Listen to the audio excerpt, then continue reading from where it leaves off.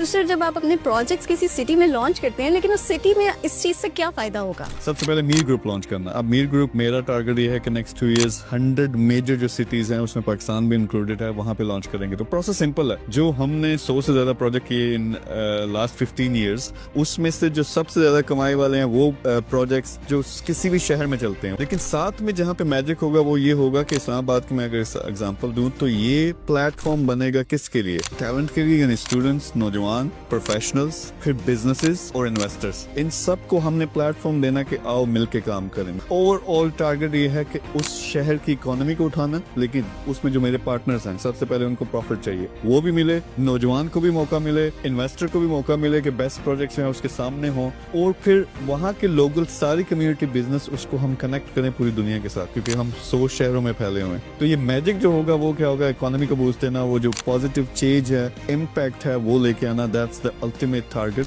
اور I am hoping ابھی جو ہم نے 3-4 لانچ کیے ہیں ڈفرنٹ سٹیز میں, amazing results. I think the biggest results personally what I feel Pakistan میں جب لانچ کرتے ہیں تو وہاں سے آئیں گے.